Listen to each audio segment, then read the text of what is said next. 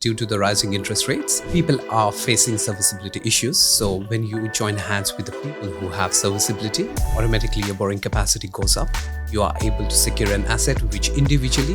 One of the best things that I've seen out of co-investing is people building their own principal place of residences. You have to disclose all your debts and liabilities when you want to, for example, refinance your other loan. Basically, the other person has to show all the debts, liabilities, and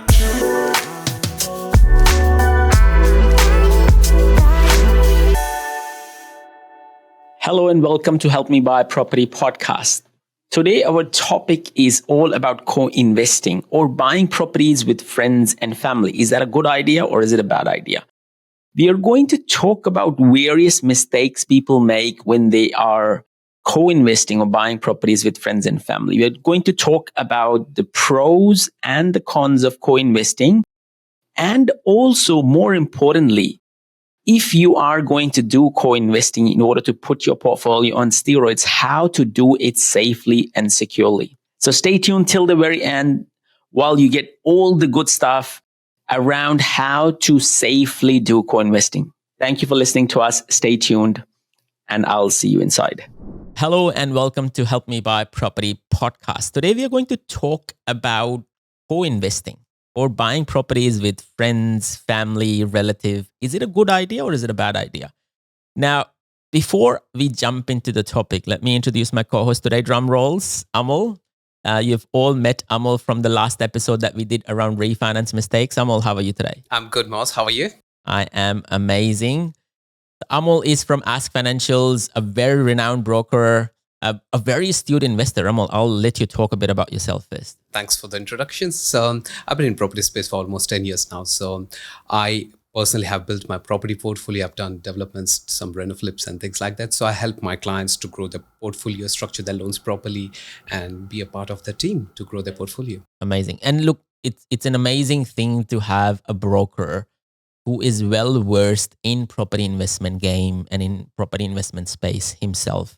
I see a lot of brokers who are fresh into the industry who do not have a lot of runs on the board when it comes to property investments. And so having a broker who has done the long yards, the hard yards in this space, definitely goes a really long way, right? I'll tell you, I was with ANZ for almost 12 years. And when I started on my investment journey, for the first 2-3 loans, it was a vanilla deal for most of the brokers. The more complex it started getting, I hardly found any broker. I was a data analyst and I'm into data. So I love analytical numbers. And I thought this is one of the space which I can add value to.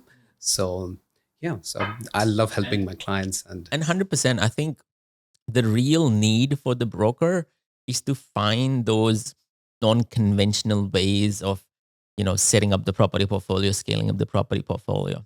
And so, that's where you get the best benefit out of the broker. You can get a loan from any bank typically, right? The banks would give you the loan off the counter basically these days.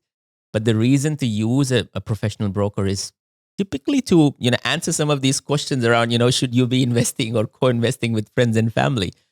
Let's jump right into this. A very interesting topic, and you're hearing a lot about this now, considering that the interest rates are higher, right? And so everyone's borrowing capacity is dropped, and so people are now thinking, okay, I have access to equity, but I don't have serviceability. So I'll join forces with my friends or my neighbor or my parents or my brother and buy a property, build a property portfolio. Before we start talking about the pros and cons, let's give the users a bit of an understanding about what is co-investing. Co-investing, as you said, it's joining the hands together with your family, with your friends, and buying a property. Or, you can be a co-investor in the ventures, shares. You can do anything as co-investing. So basically, it's joining the hands, coming together, and defining your role responsibilities and buying that asset. Yeah. And let's start on the good side of the co-investing. People who know me know that, I'm quite biased when it comes to co-investing. What are the key benefits? What do you think are some of the wonderful things that people would do co-investing for? First and foremost, it's the serviceability. As you said, due to the rising interest rates, people are facing serviceability issues. So when you join hands with the people who have serviceability, automatically your borrowing capacity goes up. You are able to secure an asset which individually you would have not been able to. That's one of the important things for co-investing. It's easier entry to the market, basically. They say that individually you're a drop and together you're an ocean. Basically, that's the mentality around here. Absolutely, absolutely. And I've seen a lot of people, especially when they want to do developments, they don't have that much holding capacity, borrowing capacity. So when you join your hands with your friends and family, you are able to complete that project, and you are diversifying your risks as well. Yeah. And it's becoming a lot more mainstream, right? So of course, quicker entry to the market is very important, but also the scalability to the property portfolio. Naturally, when people think about wealth creation, they're like, okay, it's me, husband and wife, and we have finite income. If we join forces with two other people, that's basically, us, our serviceability multiplied by 4. And so what you're doing is you're cross-leveraging equity versus, serviceability together to scale up your property portfolio. Absolutely. Absolutely. Second thing is shared expense. So all the expense that's be your interest, be your land tax, be all the expense, it's going to be shared. So one person is not going to bear all the expense. So it helps to hold that property. Yes. Yeah. The holding cost is quite important because, ultimately that's what dictates what your lifestyle is going to look like, right? So it might be a burden for a single person, but when 4 is a team, then of course, dividing anything by 4 means that, everyone gets a smaller chunk of that holding cost, and it becomes quite easier to hold this. It is quite commonly done in developments, right? It is the very common thing to, form joint ventures or co-investing into developments. Why do you think that? Why does development attracts so much co-investing? Of course, scalability is one of the reasons. Holding cost is another thing when it comes to developments. What other reasons do you think? People are, especially the novice investors who want to get into developments, they are scared because they don't want to have. So by co-investing, you are diversifying your risks. And another important thing is diversifying the expertise. So if I'm good at finding the deals, but the other person is good at, the negotiating with something else, or the land construction and all that part, basically you are, working on your strengths, both of you.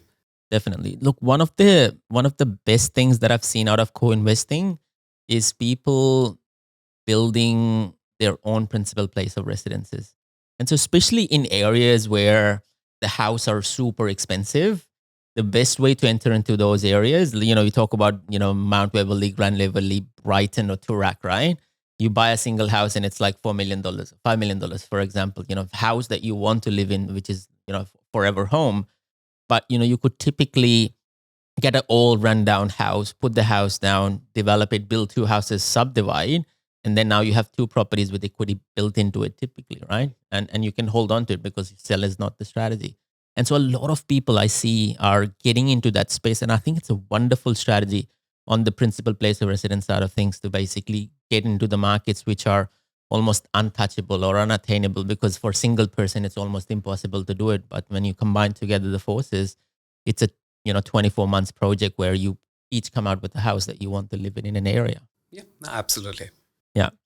Any other things in relation to the benefits of the co-investing? The last thing I would say is risk sharing. Yes. Yeah. So you're diversifying and you're sharing the risk with the other person, so which is very important. What do you think about parents investing with their kids? And of course, we're going to go in a bit of more detail. There are good and bad side to that equation as well. Absolutely. So especially when you are, cash poor, when you don't have the serviceability, parents can help you with that. And as you said, there are pros and cons to it. We can move on to the cons and we can discuss about what are the main mistakes or the con side of co-investing. Let's get into that. Let's get right into that. So let's start off with the disadvantages of co-investing, and that's a good segue. Parents co-investing with the kids. Do you think it's a good idea? It's a bad idea? Is there a better way to do it? I would start with a better way because structure in the co-investing is the very important thing. Because a lot of mistakes that most of the people do is buying it under your personal name, and especially when you're co-investing with your friends, families, important to have that right structure in place. Now, if you're buying it under your personal name, you're basically not only blocking your lines, but you're blocking other person's line as well. And you have to disclose all your debts and liabilities when you want to, for example, refinance your other loan. Basically, the other person has to show all the debts, liabilities as well, and we want to make sure that you are able to service this loan. Now, there's something called CDR, which is common debt reducer. So banks will only take your portion of your debt to service the loan if you want to refinance your other personal loan. Not each and every lender does CDR. So you're delimiting your options over there. Sure, sure. And look, I think the structures makes a lot more sense in this space, right? Because one of the key risks of co-investing is basically all of these debts almost cross-subsidized between each other, right? Typically what you're doing from bank's perspective is that, the bank is looking from a risk perspective, each and every one of you accountable for a particular loan. So, if you take $500,000 as an example for a house that you're going to acquire between two parties, the bank would say party A and party B, both of you are equitably responsible for that $500,000. It does not typically mean that, 250 for this and 250 for that. Yes, in the personal capacity, they might use that debt reducer. But when it comes to trusts and when it comes to company structures, etc., everyone is liable, everyone is accountable, and both of their serviceabilities are blocked. And so typically that's the biggest sort of disadvantage when it comes to co-investing. And how do you manage this? And so, of course, trust structures is one of the key things to manage this. What else can we do in this space in order to, mitigate some of these risks? It's important that when you get into this structure, define rules and responsibilities, have legal advice, have legal paperwork in place, understand what your percentage ownership is going to be. And once you have that, everything documented, written, stay accountable to it. Definitely. And also, the most important thing when we also talk about co-investing is having similar profile people coming in together to invest is quite important. All the time, the biggest mistakes that I see, or the biggest disadvantages that I see in co-investing, is there is one party that is at an advantage, and then there is another party which is not an advantage. And let's get down into a bit of this. The most important or the common issues that I've seen is relationship strain in the co-investing living. Initially, they are very motivated. They want to get into the property. We want to buy the property. And when one person is doing all the work, the other person is not doing the work. But when it comes to the profit splitting, it's going to get split by 50-50. The person who is doing all the hard yards is not going to be happy. And I've actually seen that with a few of my clients. They're like, the other person doesn't do it. I don't want to. I want to get out of these things. And especially when you are investing in your personal name, it's going to be really messy. Yes, typically. And that's why, having the right accountability and having the right share splits is very important. People naturally think that, if one person is bringing in serviceability, the other person is bringing in cash, there could be a 50-50 split. I always say to people that, that split doesn't not always have to be 50-50. You need to take the amount of work or the sweat equity that the person is bringing into the deal. You need to take cash versus serviceability as well. You could be co-investing in a way where one person is bringing in all the serviceability and the other person is only bringing in a portion of the cash, for the deposits or the holding cost. And so, that the equitable in these scenarios doesn't mean 50-50. It could be 60-40 or 70-30, depending on, because ultimately serviceability is your capital contribution to the deal, right? And a lot of people don't think that. Now, I've made that mistakes in my, younger days, when I was 24, especially doing my first project, and I did that split of 50-50, did all the hard work and handed away that 50% profit to someone else. But ultimately, that's how you learn, right? Sometimes it's okay to get into these deals to get, some runs on the boards. What are other disadvantages? Let's talk about the risk transfers between the two parties. Let's going back to the parents' conversation. Yes, the structure plays a really important part, but I've seen parents going into the loans with their kids. Is there a better way? Can they not just hand out the money to the kids? What do you think about, as a gift or, to help them in acquisition of their investment properties rather than getting into the loan with them? Handing cash is one part. Second is if they're facing the serviceability issue and where your parents are jumping in for the serviceability purpose, it makes sense. But there are guarantor loans as well, where, if the total equity, if they have sufficient equity, the guarantors can come out of that loan. So that will be a more ideal rather than co-investing. But having that right structure, as you said, is very, very important. Second is that financial strain. So in case if one party passes out or if they lose their job, the other party is still liable to make that payment. And for whatever reason, if one party defaults, the other party is still accountable and liable to make that full payment. And that's going to put a lot of financial strain on the other party. Definitely, definitely. And you see a lot of co-investing happening in superannuation or SMSF side of things these days. Absolutely. Yeah. So there is a bait trust we have to do. And SMSF, it's very common that people come together, chip in their super and get into this kind of funds. And I always say to people, look, I mean, if you want to really test out co-investing, maybe start off on the SMSF side of things. And again, this should not be constituted as, financial advice or tax advice. But SMSF is an easier entry point because typically both of you cannot access SMSF. You would be in a similar scenario where none of you have any properties in SMSF, and you can set up a central superannuation fund or SMSF or self-managed superannuation fund, bring all your money there and start investing through that to test and see as to how this is going to work out. And the ongoing holding cost is provided through the contributions anyway. So you don't have to really sacrifice your lifestyle in order to do any of these co-investing into the SMSF space. Yeah, absolutely. But also it comes down to your investment goals. So all the parties have to be aligned, because if one party after 2 years they exhaust saying that now I want to get out of this, it becomes messy. Yes. And I think that's one of the biggest risks as well when it comes to co-investing, right? Because things change, life moves on, financial decisions change. People try to, build bigger houses for themselves or change their own personal lifestyle. And if they are co-investing with other people, they could potentially find out that 2 or 3 years down the track, they cannot move their loans or they cannot do a lot of these things that they want to because of this one small loan that is costing them everything, right? Yes, absolutely. Yeah. I have a really interesting story here for, one of my clients, and they did this in the bestest of the intention, So the two brothers, they came in together. They wanted to buy a property for their parents to live in. And so they came in together. The other party was really high net worth party. And so they had a lot of serviceability. And so they provided everything in cash towards their, them putting in through. And this person, brought in the serviceability because they were not really well to do at that time, right? And so the loan was under their name. They provided the deposit, and that's how they bought the place for the parents. But they parked all of this into a trust, typically. And that's where it became really interesting. So no one explained to them how this works.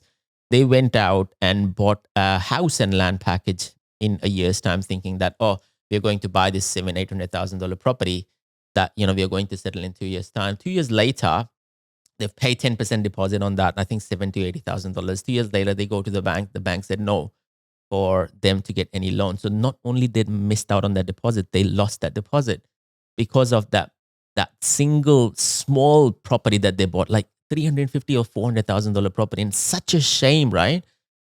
Individually, it should have been fine just because they combined all of this together. All of this cross basically made it look like from bank's perspective that, they can't get any new loans or, they're stuck into some of these things.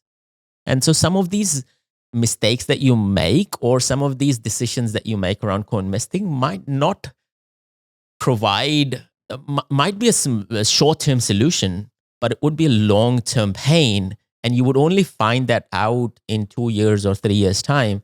And what tends to happen is because of these massive transactional costs that comes with this, where you can't sell the house because the market is crap, or you can't move it to other person because it triggers stamp duty, or you can't move it into any other structure, it basically means that you're stuck there for a very long time. And so people, miss out on these massive opportunity costs when it comes to co-investing side of things. Why does it typically work into developments is an interesting one. My personal feeling and take is that development is an in and out game. And so there is a finite time limit. You know that the development is going to finish in 24 months or 36 months. And so you know that even if you're co-investing, you know that at the end of 2 years or 3 years, there is an exit strategy in place for you to come out of these things, be it through deed of partition where you are splitting the loans and bringing the property back into your own personal property portfolios. Where it becomes quite cumbersome is where there is no exit strategy in place. You're acquiring it for the sake of acquiring it. Yes. And the only exit strategy is sell, right? And that's where it becomes really, really tricky. Always when you get into any debts, always have an exit strategy. So that will really help, and all the parties are on the same page. So it won't create any future conflicts. Definitely. Any parting words in relation to co-investing, Amol? I'll tell you some tips for successful co-investing. First is have open communication. So establish clear lines of communication, keep it open, keep it transparent, and make sure that all the parties are on the same lines.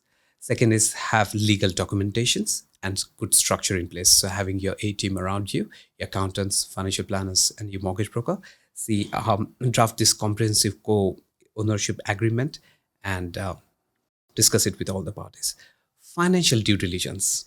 So assess each co-investor's financial situation, responsibilities, and contribution carefully. Because if tomorrow, if other party is going to be under financial stress, it's going to put a financial stress on you. So important to have that financial due diligence. Exit strategies.